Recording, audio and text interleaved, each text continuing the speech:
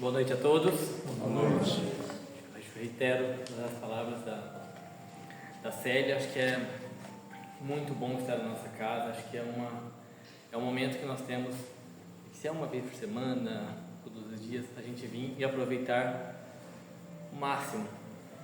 Tirar um copo de água fluidificado, uma palavra, um oi, em ver um amigo, que às vezes a gente não consegue, que a gente possa aproveitar esse tempo. Hoje nós já estamos na primeira semana de novembro, partindo para mais um final de ano, e é um ponto que às vezes a gente deixa passar. Outubro é um ponto que eu comentei muito com a Jéssica, que é um ponto que me incomodou, que eu nunca gostei de começar uma semana, devido ao cansaço, tudo isso, querendo que chegue a sexta-feira. Eu sempre achei algo que não faz nada bem, porque de segunda nós temos atividade no centro, terça, quarta, quinta, sexta, sábado, domingo, não tem diferença nos nossos dias. Então, a partir do momento que a gente quer que passe rapidamente a semana, a gente não está vivendo e evoluindo o que a gente pode ter na segunda, que não é diferente do sábado. Eu trouxe isso para as crianças no sábado, que eles chegam aqui, final de semana eu posso fazer isso, assim, qual a diferença de vocês também durante a semana? Assim como vocês, todos nós temos obrigações, mas não é só de obrigações, a gente tem uns momentos de lazer, que pode ser durante a semana e no final de semana. Então que a gente possa, hoje são 1 hora, amanhã aqui as 2 horas, no atendimento fraterno, está vibrando do lugar que nós estamos, que de qualquer lugar que nós estamos, de qualquer dia, horário, a gente pode estar ajudando a nós e ao próximo. Então que o nosso tempo seja levado de uma forma natural, não que a gente às vezes, mesmo com cansaço, mesmo que nós temos isso, nos últimos meses estou mais turista do que qualquer coisa durante a semana. Aos finais de semana a gente ainda consegue estar nas atividades, mas durante a semana está mais turistinho aqui, mas são pontos da vida, do caminho evolutivo, então que a gente possa levar da melhor forma o nosso momento evolutivo. E hoje, quando o Sr. Pedro pediu questão de um tema, cada vez vinha uma ideia do que algo acontecia, ou voltado à questão da cidade, sempre um assunto que me vinha e falava, nossa, isso aqui é algo que eu gosto, ou porque vejo a importância pelo que eu vivencio com as crianças, no trabalho, algo do dia a dia. Mas esse especificamente, falar sobre parábola, foi sempre algo que me trouxe algo muito bom e que eu sempre gostei muito. Nos encontros de mocidade, com as crianças, com os adolescentes aqui aos sábados, sempre eu tento vir com um livro, porque quem não somos nós, Caibar, que é maravilhoso para a gente entender, estudar, aprender um pouquinho mais. E hoje eu vim para falar um pouco da parábola do filho pródigo, tá? Mas antes de falar dessa parábola, que eu acho que é uma das parábolas mais bonitas, até pelo que ela tem, ela não acaba sendo uma só parábola, ela acaba sendo interligada com outras duas no seu contexto, e ela também, em traduções, interiormente, ela pode ser falada também como a palavra da misericórdia, que é a questão de traduções, a gente pode ter essas alterações no decorrer do tempo. A parábola foi a forma que Jesus veio, encontrou de passar para nós esse ensinamento, a nós todos que realmente estávamos também naquele momento, de alguma forma, um pouco antes, um pouco depois, ali, e é o que ele encontrou nessa passagem. Jesus, assim como nós, somos filhos de Deus. A diferença é ele ser crístico e nós nessa caminhada ainda longe de ser, mas nesse caminho hoje em prova das expiações e galgando para chegar nesse ser crístico. Jesus teve essa clareza tão grande de trazer a parábola que no século II, pouco à frente, o filósofo Clemente de Alexandria, que ele era um apologista a Cristo, ele era um defensor de Cristo, do seu ensinamento, da forma que ele passava, que era a questão do amor, a pedagogia que ele passava. Tanto que um dos seus alunos, que era muito comum os filósofos terem seus alunos, Orígenes, trouxe que Jesus era o pedagogo da humanidade. E o pedagogo é nós passarmos esse ensinamento, a questão da educação, da instrução, é a gente buscar esse conhecimento no dia a dia. de uma forma clara, uma forma com amor. Então, o pedagogo tem a função da pedagogia, hoje em dia, nessa importância, muito mais até ligado aos menores, porque é muito mais do que passar uma instrução educativa de matemática, português, é muito mais, às vezes é aquela primeira iniciação, aquelas primeiras palavras, aquele primeiro aprendizado de respeito ao amiguinho, ao que ele pode, ao que ele não pode. Então a gente percebe como a pedagogia ela tem um caráter muito filosófico, como nós trazemos para a doutrina espírita, essa filosofia, essa parte moral, esse entendimento do eu, do que nós vivenciamos, dos porquês. E de uma certa forma, o que Jesus nos trouxe naquele momento foi inédito, ou a forma que ele passou era uma forma inédita, que era vir com amor. A gente teve grandes ensinamentos naquele período, mas com Moisés e outras passagens de filósofos, mas dessa forma, voltada ao amor, foi Jesus que trouxe. E como que ele foi trazer isso? Falei, de uma forma didática, porque senão, como a gente ia compreender naquele nosso grau evolutivo, sendo Jesus na sua grandeza? Então ele passava de uma forma que todos pudessem compreender. Se a gente exemplificar que hoje nós temos pessoas aqui de várias idades nessa encarnação, de várias profissões. Se eu tentar voltar a falar numa linguajar, aqui nós temos médicos, engenheiros, numa forma que o engenheiro vai entender, outros públicos vão ter uma dificuldade. Mas tem médicos, engenheiros e crianças. Se a gente traz de uma forma para a criança, todos nós vamos entender. Então Jesus tentou não se colocar acima de ninguém, ao contrário, se colocar no patamar que todos nós pudéssemos compreender, e muito mais até que naquele momento. Mas no passar dos anos, dos séculos, esse aprendizado foi passando, a gente foi compreendendo de forma diferente, tanto que o próprio significado da palavra parábola, ela tem um significado que seria do grego parábola, ela tem se colocar ao lado, se comparar. Na questão do hebraico também, que era machal, também era esse contexto de comparação, de termo comparativo. A gente tem diversas formas de aprendizado. Para as crianças, a gente vê como fábula, que são animais, que tem os 3 porquinhos que vão para a escola, passam isso, fazem tudo isso. Isso é a parábola, que é um ensinamento que tem caráter filosófico, moral e simples, curto, para a nossa compreensão daquele momento. Jesus ele era tão grande, assim, vamos dizer que assim, ele é tão grande que ele, entre aspas, se rebaixou para que nós pudéssemos compreender esse ensinamento, para que a gente pudesse ter esse entendimento do nosso dia a dia. É para nesse momento evolutivo. A gente evolui enquanto encarnação. A gente não nasce sabendo andar, então a gente vai engatinhando, vai andando, falando, caráter evolutivo nosso. Jesus trouxe de uma forma que a gente também pudesse dessa maneira. Se acontece alguma coisa no nosso dia a dia, acabou a gasolina no nosso carro. Torcer para a polícia não parar, porque a gente vai tomar multa, porque além de sem dinheiro para abastecer, ainda toma. Mas como que a gente vai colocar? A gente tem um método para colocar no carro. A gente não vai só chegar e jogar. Tem que ter um funil, tem alguma adequação para conseguir. Jesus também trouxe esse método. Trouxe o método da parábola para a gente nos ensinar. Na questão 627 do Livro dos Espíritos, a seguinte pergunta: uma vez que Jesus ensinou as verdadeiras leis de Deus, qual a utilidade do ensino que os Espíritos dão? Terão que nos ensinar mais alguma coisa? Jesus empregava, na sua linguagem, alegorias e parábolas, porque falava de conformidade com os tempos e lugares. Faz-se, mister, agora que a verdade se torne inteligível para todo mundo. Muito necessário é que aquelas leis sejam explicadas e desenvolvidas. Tão poucos são os que as compreendem e ainda muito menos os que praticam. Se a gente colocar aqui naquela época, primeiro a gente fala de muito tempo atrás, de um outro grau evolutivo, e também um ponto, localidade.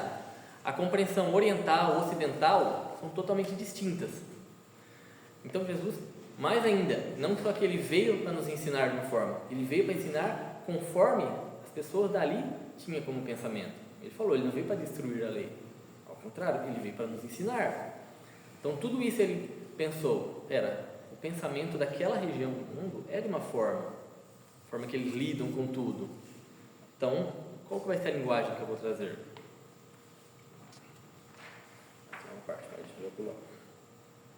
A nossa missão consiste em abrir os olhos e os ouvidos a todos, confundindo os orgulhosos e desmascarando os hipócritas, os que vestem a capa da virtude e da religião, a fim de ocultarem suas torpezas. O ensino dos Espíritos tem que ser claro e sem equívocos, para que ninguém possa pretextar ignorância e para que todos o possam julgar e apreciar com a razão. Estamos incumbidos de preparar o reino do bem, que Jesus anunciou. Daí a necessidade de que a ninguém seja possível interpretar a lei de Deus ao saber de suas paixões, nem falsear o sentido de uma lei toda de amor e caridade. Mais do que trazer a questão do amor, um ponto muito importante trouxe para a gente se instruir. Porque a gente fala que a fé não é cega, o amor também não pode ser cego. A gente não pode ter nem hoje um sentimento de um lado muito extremo. Até o amor sem se levar sem a razão, sem o conhecimento, pode ter consequências negativas. Por mais que dentro de nós seja o melhor que a gente queira entregar, se a gente também não tiver um amor motivado, com instrução, com conhecimento, também a gente pode ter esse caráter prejudicial para nós no dia a dia.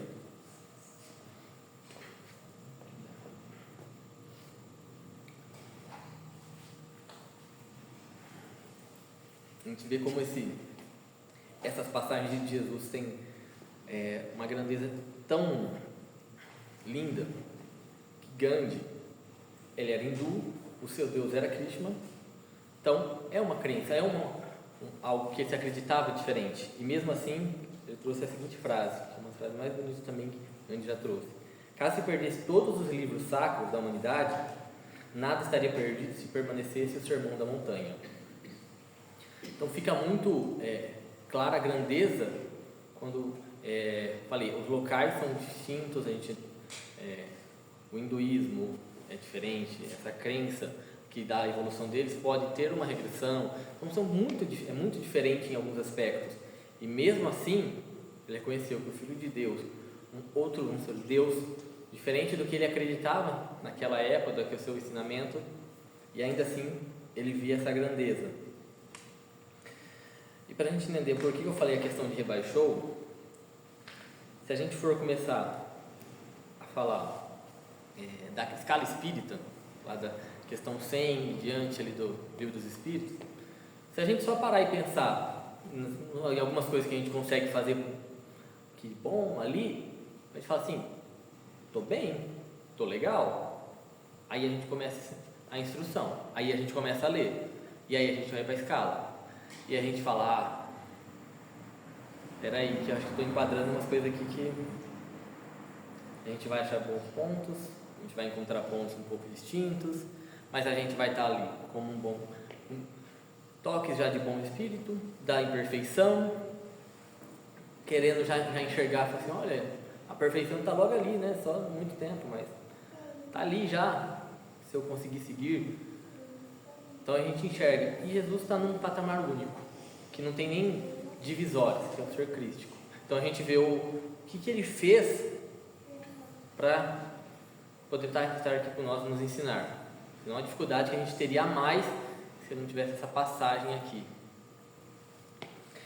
E aí, indo realmente a questão da parábola, eu falei que seria a questão de ligações. A parábola em si, ela começa e continuou essa parte da parábola. Se eu começasse uma redação na escola e continuou, e só concluísse ela com o que eu falasse depois, provavelmente e continuou no mesmo ano, porque provavelmente eu não passaria. Como a gente vai falar e continuou sem ter uma ligação, sem ter explicado o que aconteceu anteriormente? Por que eu comecei assim? Qual que é a ligação? E teve essa ligação da anterior, da parábola, que fosse com a anterior, que foi a da dracma perdida. E essas três que eu vou comentar, vai falar depois um pouquinho mais da questão do filho pródigo, elas têm uma ligação em alguns aspectos muito próximos. A dracma, na época entendido como uma moeda, uma questão financeira, ali nessas frases com uma mulher, ela perdeu uma das suas dracmas e ela varreu, assim, deu da época, fez de tudo, e quando encontrou, comemorou com as amigas, com as vizinhas, pela importância de ter encontrado essa dracma. Na passagem traz como se fosse encontrada a questão do pecado e fosse compreendido esse pecado, fosse a evolução desse pecado, a compreensão do erro. Se a gente fosse levar na época, a dracma ela tinha muito mais do que só esse sentido, alguns que eu encontrei, de ser uma moeda que tinha furo e ela podia ser utilizada até como adereço para o uso das mulheres e outros aspectos. Então era importância para a época, para esse aprendizado. Mas esse ponto ela entendeu, ela encontrou, ela deu a real significado, que independente se ela tinha mais 9, essa uma era tão importante quanto, e ela merecia ser encontrada. Então, se você encontrar alguém que estava próximo de nós, errou, mas se arrependeu, e a gente fez tudo para que essa pessoa voltasse também ao convívio e merecesse esse perdão, merecesse que é um pecado, assim como nós cometemos, e a gente está aqui para esse auxílio. Só que o início dela também, ela traz a questão ou da dracma perdida, ou porque ela também puxa um pouco da parábola da ovelha perdida. E essa da ovelha perdida também tem esse significado. A gente tem aquele pastoreiro estava lá com 100 ovelhas, levou para a idade, chegou 99 e contou 99. Na nossa conta hoje, 99 perder uma, a gente não vai se arriscar, dependendo do que perdeu mais alguma das 99, perdi só uma, em porcentagem tem só 1% de perda, olha. Só que ele foi atrás. Como interpretação na época, era uma pessoa que trabalhava com o patriarca, e isso, se ele perdesse, isso era uma desonra muito grande, que ele não encontrasse nenhum tipo de emprego, porque ele ficaria muito mal falado nessa interpretação. Mas na nossa interpretação é o mesmo ponto da pessoa que errou. Por que a pessoa, porque ela cometeu um erro, ela não merece essa segunda chance de a gente chegar nela, ou até nós, em muitos casos somos nós mesmos, nessa pessoa que está cometendo essa falha, esse erro, de ir lá atrás, conversar e puxar, olha, então, está tudo bem o seu erro. Então ele foi e a encontrou, e voltou ao seu convívio. Então ela traz muito essa mensagem de, está tudo bem se está perdido, mas a gente consegue, no seu tempo de evolutivo, fazer essa compreensão. E é o que traz aqui a questão da parábola do filho pródigo. O patriarca, o pai de 2 filhos, tinha seus negócios, tinha sua fortuna, e um dos filhos pediu sua parte da herança. Eu quero minha parte da herança. E isso até para a época já era algo muito difícil de acontecer, porque o patriarca era dono. A herança só seria passada após o seu desencarne. Isso é algo que era muito sério, era muito respeitado dentro da família, da questão do patriarquismo, né? O patriarca tinha esse ponto. E mesmo assim, o filho pediu, o pai deu a sua parte e ele foi embora. E ele foi embora para gastar. Aproveitou a vida, com vida, enfim, com tudo, até perder tudo.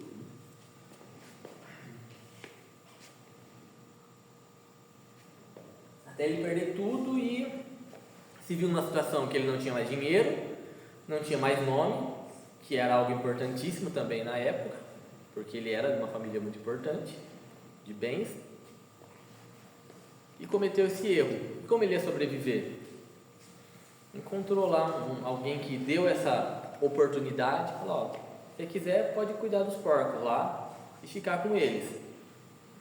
Só que os porcos naquela época era um animal que não era muito mal visto por ser um animal morado no chiqueiro, de ser sujo. Eles não comiam a carne de porco, de ser um impuro, qualquer coisa. Então ele ficava lá, ele comia o que o porco comia, É como se a gente tivesse passado num umbral, naquela parte bem que a gente se sente sujo, se sente bem no fundo do poço. E é o que ele ficou por muito tempo. E ele foi passando esse tempo.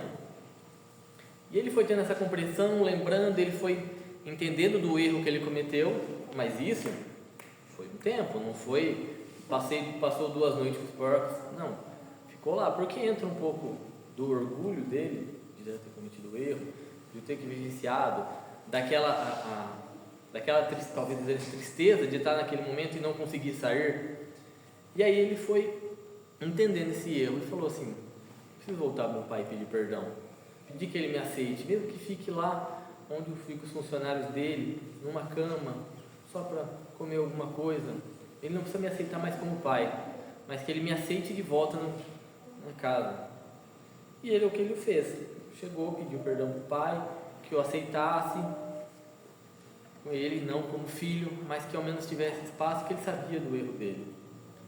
Mas o pai, com todo amor, o abraçou, comemorou, tomou uma novilha e fez uma grande festa, que é outro ponto também, se a gente levar naquela tradição, o fazer esse tipo de festa, as vestimentas, os filhos estarem ao lado do pai era importantíssimo.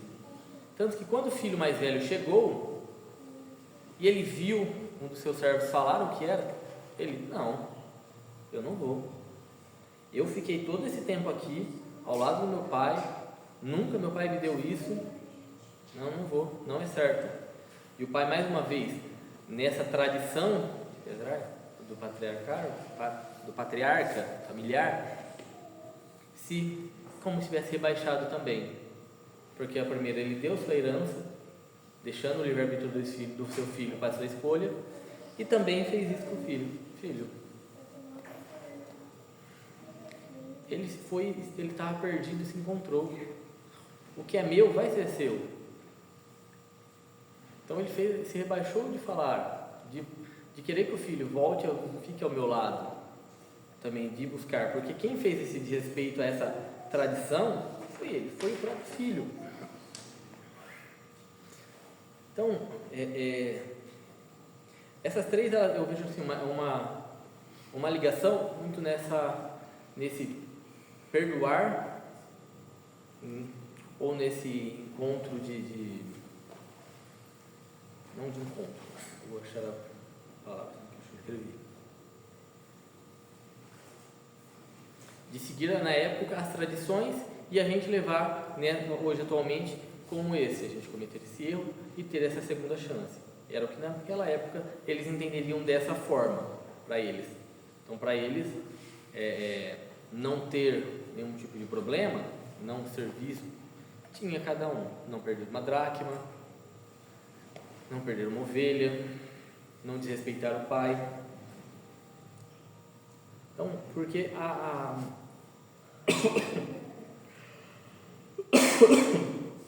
Então, assim, eu até tentei anotar aqui algumas palavras que a gente pode ver como palavras-chave se a gente for puxar cada uma delas. A primeira que eu tento ver é a questão do livre-arbítrio. Cai não. Se a gente for ver, o pai deu o livre-arbítrio ao filho, nessa passagem, de ele fazer suas escolhas. Ele sabia que o que ele iria plantar, ele iria colher. Então, ele ia ter a sua causa, teria também. Teria a sua plantação, teria a sua colheita. Então, ele sabia dos seus erros e também dos resultados. Ele sabia disso. Então, porque pródigo significa isso, esbanjar. E o filho dele foi fazer isso, esbanjar, até ele se arrepender. Até ele ver que tudo aquilo teria uma consequência. Os prazeres que ele buscava, naquele momento, seriam bons, mas só naquele momento, unicamente naquele momento. Porque no outro dia ele estaria buscando um outro prazer, mas aquele outro já teria ficado para trás, já seria indiferente.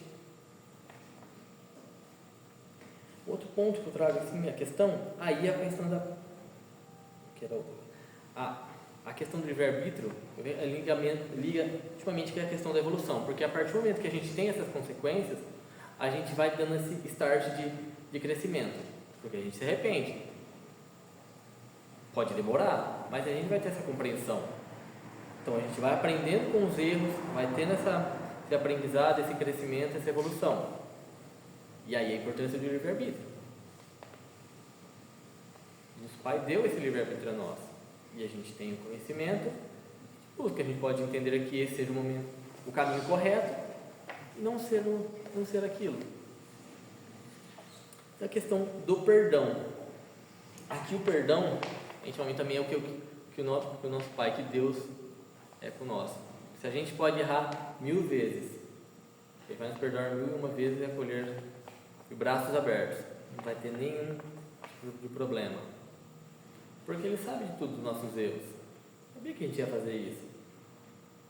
Mas sabia também que a gente ia se arrepender e a questão, é isso que Ele busca em nós. E aqui a gente voltando para encarnado, é o que muito que um pai e principalmente uma mãe, a gente vê muito no dia a dia, perdoa. Às vezes a gente fala assim, nossa, mas fulano fez isso, que absurdo. E aí a mãe, é mãe, ele pode ter cometido o erro que for. É mãe, é pai, eles não queriam que tivesse nesse caminho, não queria que tivesse ocorrido isso. É o amor, e a gente não deve julgar só porque a pessoa cometeu os erros dela, e comete porque nós somos colocados para isso. A questão 260 do Livro do Espírito nos traz, a gente é colocado em local de má vida por um motivo, porque se a gente tem a tendência de roubo, se a gente colocar em um lugar que não tem, a gente não vai conseguir passar por cima dessa dificuldade. Então a gente precisa passar por isso. Ah, mas nossa, por que eu estou passando por isso? É tão difícil para mim. Pois é por isso mesmo que a gente está passando. Porque se não passar, a gente não evoluía. Isso ia ficar marcado ainda no nosso espírito para as próximas vidas. Então a gente faz todo esse trabalho para passar realmente as nossas provas, nossas expiações. A questão do pródigo, como eu falei, a questão de esbanjar, né? Esse filho pródigo, ou tem as traduções que falam da misericórdia, e aí eu acho que é uma visão que a gente já consegue estudar, às vezes não olhando como foco principal a pessoa que quer esbanjar, mas como foco principal a misericórdia do Pai conosco. Então, às vezes, como só o nome já nos faz remeter na hora de ler de uma forma diferente. Claro que no final a gente vai estudar, vai tentar entender o todo, mas às vezes como uma palavra a gente já talvez comece um caminho distinto do outro. Pródigo a gente já pensa, está esbanjando. Misericordioso, olha como a pessoa, ela perdoou mesmo com todos isso. Às vezes a gente começa, por mais que o caminho às vezes chega no mesmo, a gente tem uma leitura diferente. Fiz as minhas anotações e eu mesmo me perdi, porque eu tive que anotar as páginas que eu preciso ir agora. O Henrique precisa me ajudar, né, Henrique? Ele que é o professor também agora. E aqui chegar a falar do filho mais velho, porque a gente pensa só no filho pródigo, nos seus erros, mas se a gente pensar no filho mais velho, por mais que ele tenha ficado ao lado do pai, será que foi só nas boas intenções, sem algum motivo? Se na época era muito comum que chegasse e falasse, se você é do pai, você só vai ter, se o nosso pai não estiver conosco, chegasse você como filho mais velho, você viu? Não vai levar herança nenhuma. Você continue aqui conosco, vamos fazer a nossa parte, nosso crescimento como família, como parte de bem, seja o que for. Mas ele também sabia que se o filho mais novo pegasse essa parte, os ganhos iam continuar e ele ia ter mais, porque ele ficaria com tudo. Quando o filho mais novo voltou, quando o seu irmão mais novo voltou, qual foi o sentimento que ele teve? De egoísmo. Por que não acolher? Por que não perdoar o irmão? Porque ele queria ainda tudo para ele. Tanto é que o primeiro ponto que chegou o pai falou: eu nunca ganhei nada, uma ovelha para fazer com meus amigos, mas você ficou ao lado do seu pai para ganhar algo? Ou por respeito, por amor a ele, ao lado? Então ele teve diversos sentimentos de avareza, de orgulho, de egoísmo. Se a gente for enxergar no dia a dia, o que a gente é até nesse aspecto? Porque hoje o esbanjar, a gente não precisa ser pródigo apenas no esbanjar com bebidas, com vícios que além de tudo nos prejudica fisicamente e moralmente em todos os aspectos. Com outros, parte material. Hoje aqui tem esse celular, mas hoje do nada o Henrique fala, não, eu quero um iPhone. Você pode ter um iPhone? Não sei, 15 mil reais? O iPhone 20, sei lá qual está? Faz até um empréstimo para ter. É necessário esbanjar e ter algo? Isso. E hoje é muito, muito, muito comum. As pessoas, para ter algo material, param de priorizar coisas muito mais importantes na vida. Para ter algo. Para ter um celular, ter um carro, às vezes nem consegue nem carro. Então hoje, a gente também é pródigo em alguns aspectos. A gente pode conquistar, mas a gente é pródigo em querer alguns pontinhos a mais. A gente tem muito na sociedade. E temos também esse lado nosso um pouco ainda egoísta, orgulhoso, às vezes também até de enxergar, né, dessa inveja de querer ter. A gente tem esse grau ainda evolutivo. Então a gente ainda está um pouquinho desses dois. Por isso que é instruir. Por isso a gente entender. É porque a gente não vai levar nada daqui. O celular, o carro, é mero instrumento para nosso auxílio. Pode conquistar, mas não deixa de ser.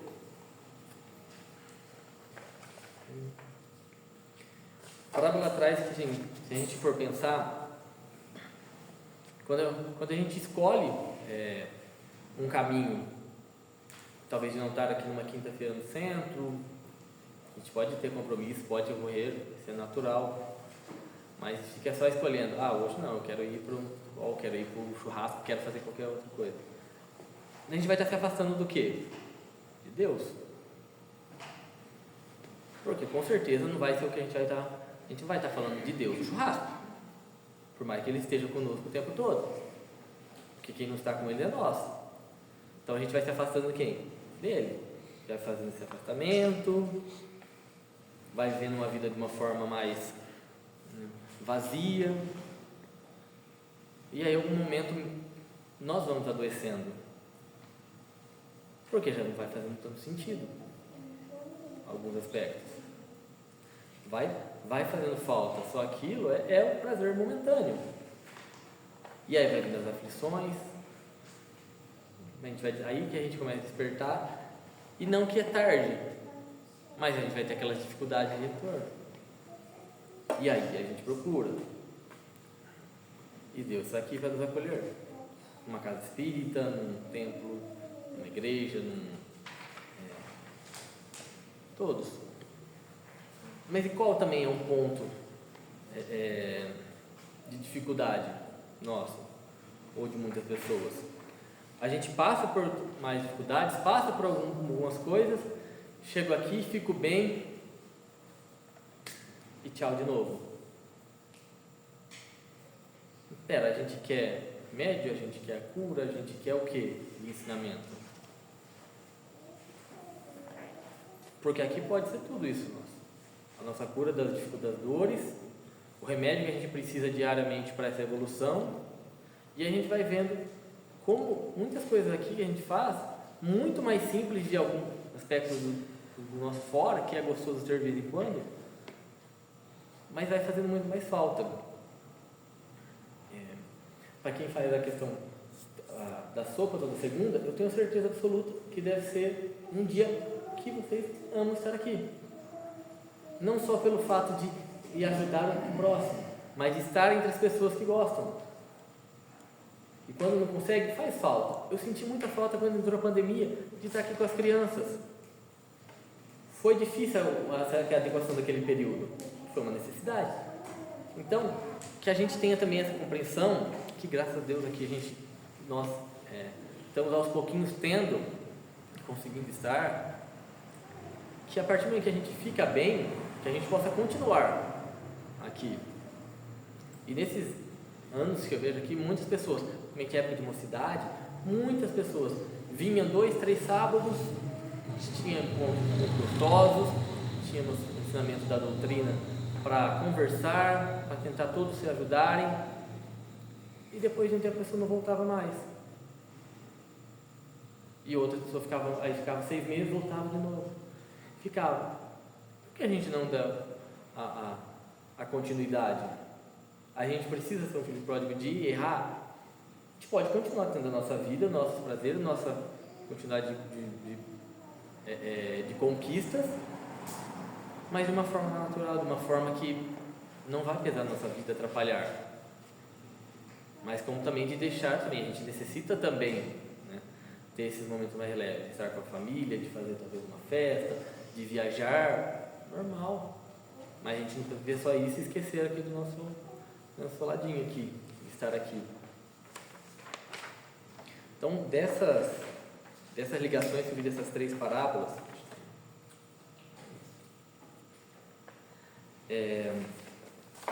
o que sempre eu tento tirar das parábolas é o exemplo que a gente tinha na época e como a gente pode trazer para cá, porque a gente consegue ele fazer um link com muita coisa na nossa vida, na nossa atualidade.